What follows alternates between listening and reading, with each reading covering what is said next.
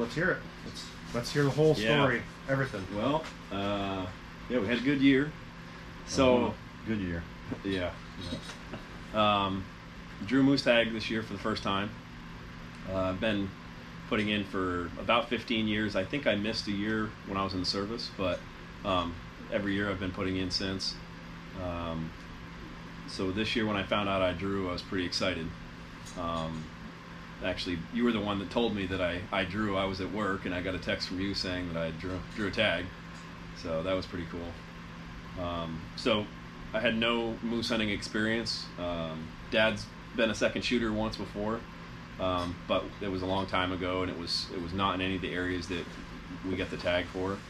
So I knew we were gonna have to do some scouting this year. So between me and Dad and Brad and Ethan, my guide, and Brad, the other guide, it was just it was a busy summer for all of us, so we tried to get out and do as much scouting as we could. We had trail cameras out. We had some really nice trail camera photos of some really nice bulls. The very first day we went out, we actually walked on a really nice mature bull in velvet, and we got a pretty cool picture of him as he ran off. And so we knew we were in a good area, and we just kind of started exploring from there with cameras and stuff. And yeah, the season got here before we knew it. We were done scouting, and it was time to go. So season rolled around, and the weather didn't look good. It was gonna rain the opening weekend, and it ended up raining, snowing, sleeting. It was cold. It was pretty bad. The first day we got wet. First day was no snow, just rain. Yeah, we got pretty wet. I remember you saying the boot dryers couldn't keep up. Yeah, our boot dryers weren't even. Sunday morning, our boots were still wet after running all night. But and actually, Saturday the day we finished out in the truck. Saturday was rain first day, or first half, and then in the afternoon it turned to snow. Sugar and snow, heavy wet. Yep. And you guys, we hunted till 4, and then we went back to the truck, and I started the truck up to warm up, and I sent them on their way. Yeah. I said, I'm done. We went back out, and Dad took a little snooze in the truck, and we sat, and we ended up seeing. Was that the night we saw? The first night when we were coming out, we saw the cow. Yeah. We saw a cow driving out the first night, nothing at all during the day. And really the sign, nothing good for sign. We found that a lot of the scouting we'd done earlier in the summer, that we were going back to those places, but a lot of the sign there at that point was old. So I think archery season was really good in those areas. And we actually knew of a bull that was taken within a couple hundred yards of one of our cameras. And when we went in on that day, we actually ended up walking out on the horse trail where they dragged it out, so we knew exactly where it was taken. Second day rolled around, we were still pretty high spirits, and we had said, we really were going to look for a bull. It's an either sex tag, but we're going to look for a bull the first weekend for sure with paddles. Yeah, give them your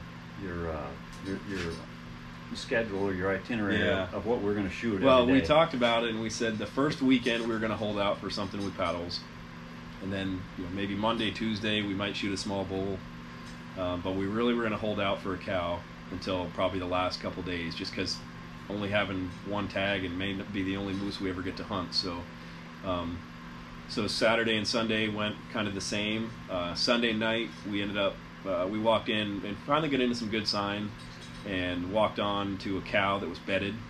Somehow we walked by her, and we turned around to go back the way we had came. And that's when we saw her, and she was bedded there, and she didn't see us.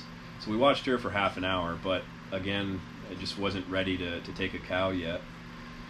So we knew that area, though, had a moose in it, and the sign was really good in there, really fresh. So the next morning, we wanted to go back out. Monday morning, it was cold Monday morning, no rain. Oh, they called for no rain, but it ended up sleeting. We went into a different area. Foggy Monday morning? Yeah, really foggy. Yep. Weather up there has a mind of its own. Yeah. And we went up to a cut that we had some cameras on. We hadn't pulled the cameras yet, so we went and pulled the cameras, and that area was just dead. And it was pretty discouraging because of how good it had been earlier in the season. So we left at noon on Monday, and we left that area, and we said, let's go back to the spot we'd seen the cow the night before, and it's only a couple miles away. Yeah, Ethan's motto at that point kicked in, which was, you don't leave moose to find moose. Yeah.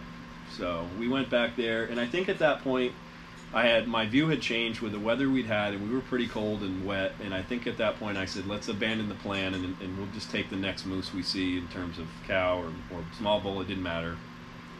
I really wanted to hopefully have a chance at harvesting a moose, and I didn't want to watch another one knowing it might be the last time we saw a moose. So we went back to that area.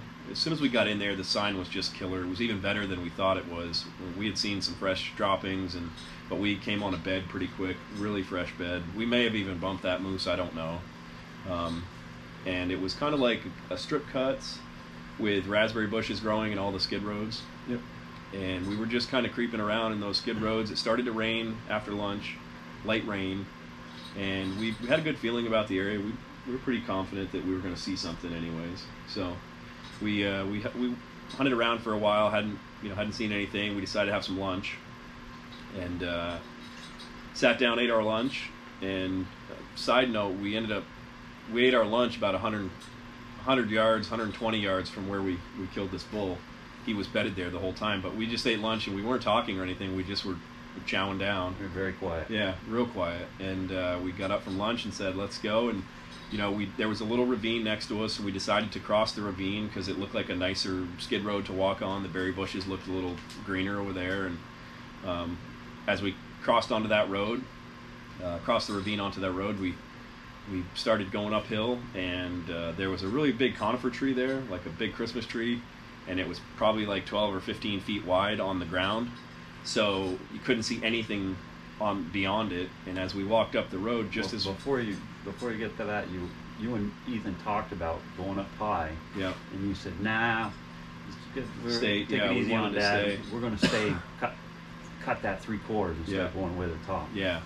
So we had kind of like luck just put us where we were, but just as we cleared that tree, I saw this guy bedded. He was kind of facing perpendicular to us, so he wasn't looking at us, but he wasn't looking away from us. But it all happened pretty quick. I got up on my sticks. Dad, we had him set up with sticks, but he's not really used to hunting with sticks, so they hit the road pretty quick. Well, I knew you had sticks on, and I didn't know what I was going to find. So when he said, he gave the yell out there. Yeah, I just called out, big bull or whatever, and got on him. I waited because I really wanted, watching a bunch of videos and doing my homework, I really wanted a second rifle on him before we shot, because I didn't know. Initially, I didn't even realize he was bedded. I thought he was just standing there, but it didn't click right away.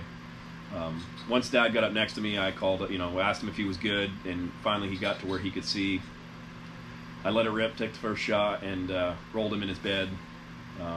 He came back up.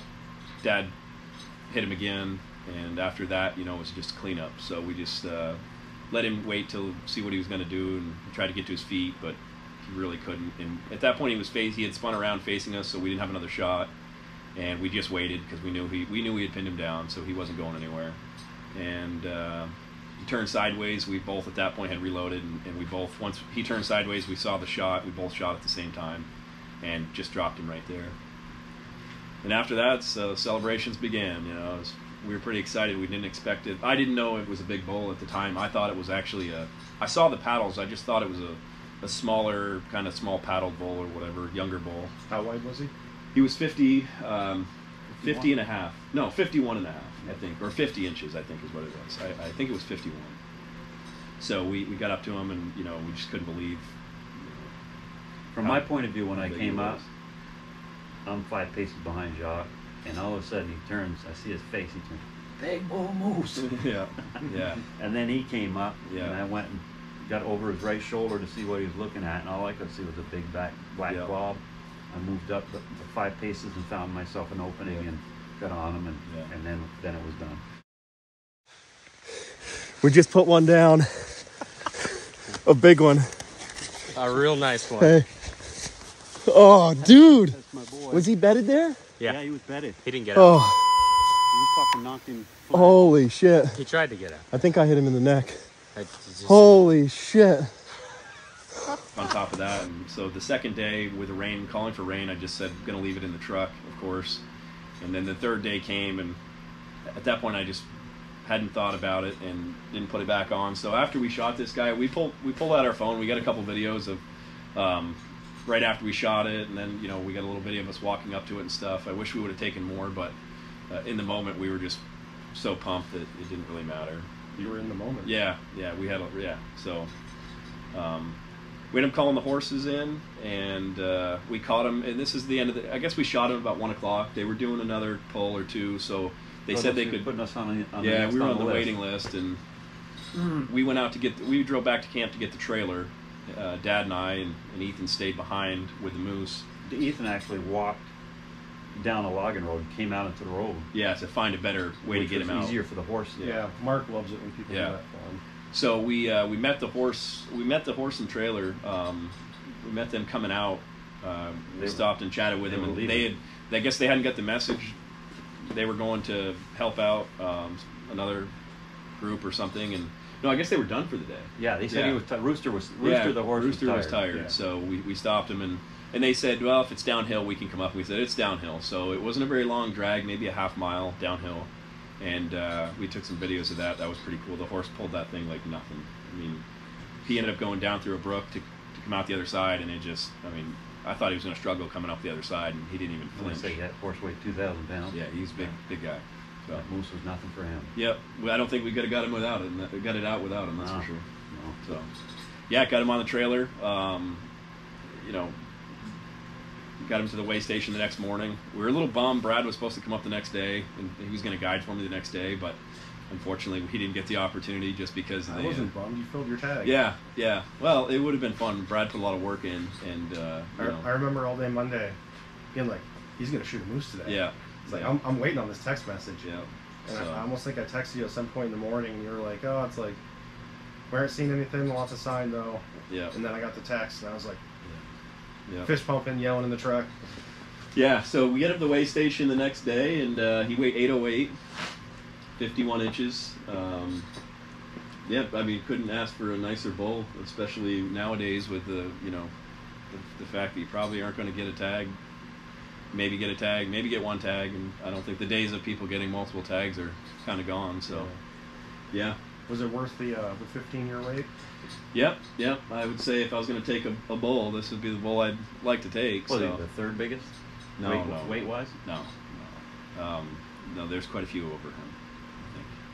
I want to say he was top 10. Yeah, I think so. 'Cause I think they shot 43 bulls. Yep, that sounds right. So, that was it. Yeah, their story. Congratulations, guys. It's awesome. Yep. Thanks for all your help. Yeah. My pleasure. Yep. Cool.